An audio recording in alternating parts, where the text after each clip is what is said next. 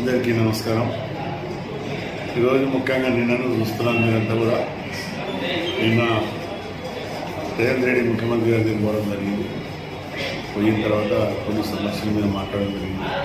Constituency development కూడా మాట్లాడడం జరిగింది. జరిగిన తర్వాత ఆయన కొన్ని సమస్యలు చెప్పింది. పార్టీలకు రావాలని ఆహ్వానించిన ఆయన చదువుతాను నేను ఒకటే చెప్పిన కార్యకర్తలతో నాయకులతో మాట్లాడి నేను ఆలోచన చేసుకొని డిసిషన్ తీసుకొని వస్తాను చెప్పినాం. ఈరోజు కార్యకర్త అందరూ కూడా జరిగి మాట్లాడడానికి మీరు అంతా కూడా చూస్తారు.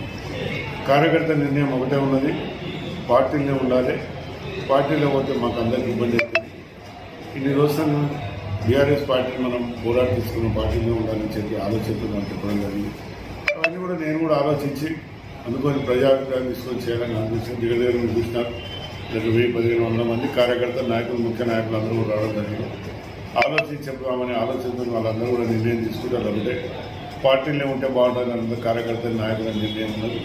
ఆ నిర్ణయం తగ్గట్టే నేను కూడా ఆలోచించి ఏం చేయాలనేది మళ్ళా ఒక చర్చించి దీన్ని ఏ విధంగా ముందుకు పోవాలని ఆలోచనతో ఉన్నాను.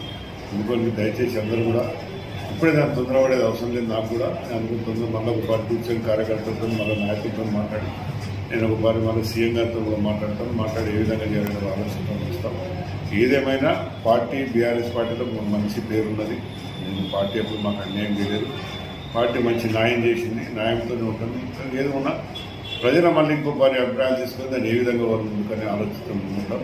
ఏదేమన్నా కార్యకర్తలు నిర్ణయానికి వచ్చినారు. అందరూ కూడా ఈ పార్టీనే ఉంటే బాగుంటుంది, మనం పోరాటం తెచ్చుకుంటాం.